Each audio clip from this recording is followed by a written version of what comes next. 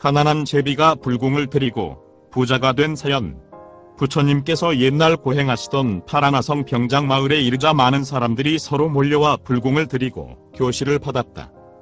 그러나 원체 집안이 가난하여 먹을 것이 없는 제바의 집에서는 부인과 남편이 마주 앉아 전생의 박복을 한탄할 뿐이었다.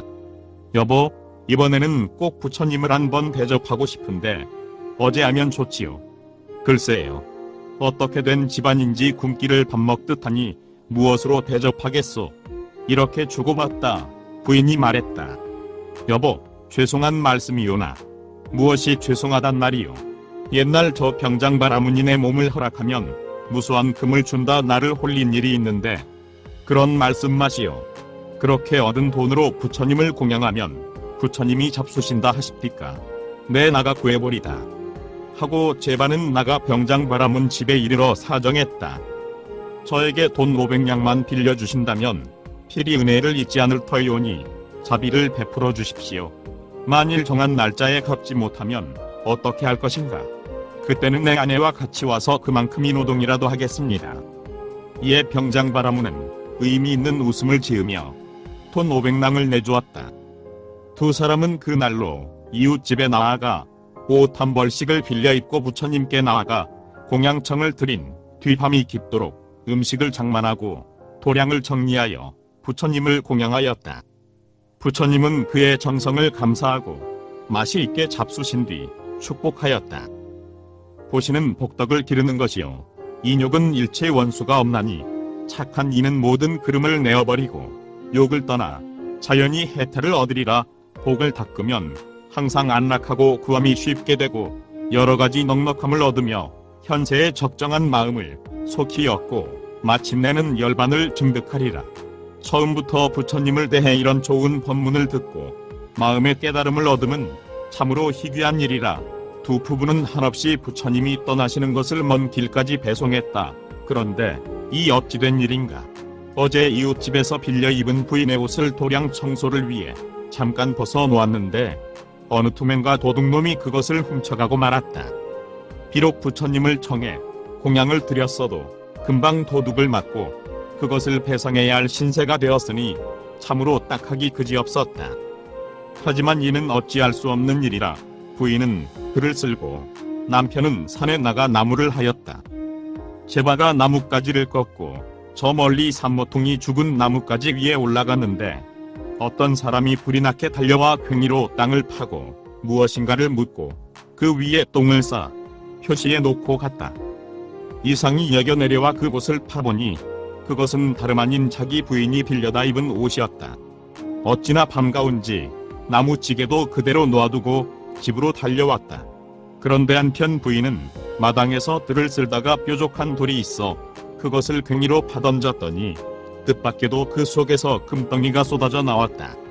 너무나도 좋은 부인은 나왔다. 나왔다 금덩이가 나왔다. 하고 덩실덩실 춤을 추며 온 집안을 팽이 돌듯 하였다. 산에서 달려온 남편은 노래를 부르고 춤을 추고 돌아다니는 아내를 보고 저 여자가 옷을 잃어버리고 걱정을 하더니 필시 정신이 돌았구나 걱정하면서 여보, 여기 당신이 찾는 옷이 있어 하고 소리 높여 외쳤다. 눈이 휘둥그레진 부인은 여보, 이걸 어디서 났소? 하고 물었다. 대바가 자초지종을 이야기하자 나는 여기 금덩이를 얻었습니다. 하였다. 너무나도 뜻밖의 일이라 대바는 도리어 화를 내면서 당신 그 금덩이 어디서 났어? 저 병장 바라문이란 놈에게 몸을 주고 받아온 것이지. 하고 호통을 쳤다. 그런 소리 마세요. 이건 분명 부처님이 주신 것일 겁니다.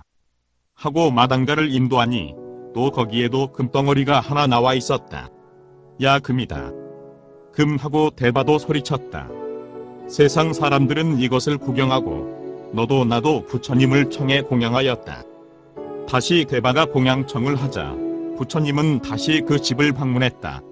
병장 바라문은 전날 이야기를 하면서 다음과 같이 물었다. 저들 두 부부는 무슨 인연으로 오늘 이 같은 횡재를 하였습니까? 부처님은 말했다.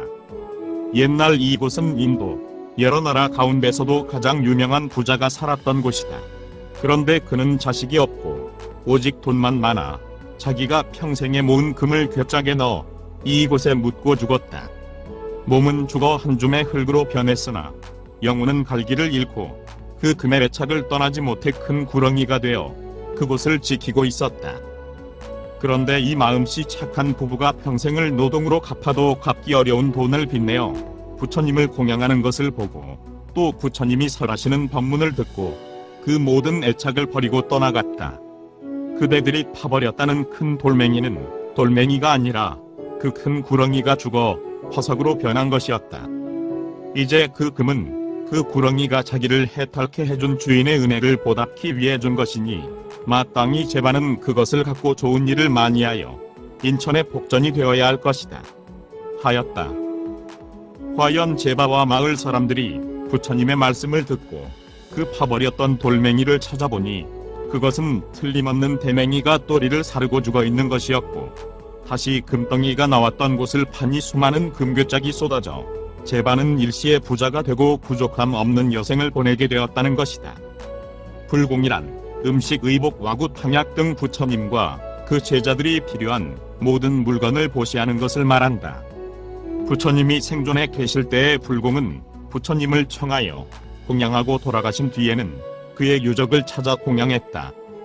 그러나 불전에 의하면 중생 공양이 제불 공양이라 하였고 처처불상 사사불공이라 하였으니 불공은 좀 더 현실적으로 실천되어져야 하지 않을까 생각한다.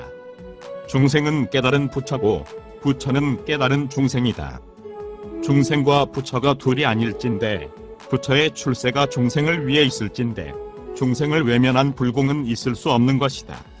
또 이 세상은 진리의 표현이라고 한다. 흐르는 물이 부처님의 법문 소리요. 아름다운 산색이 부처님의 몸뚱이 그대로라면 산돌 강모래가 부처님의 모고라님이 없을 것이다.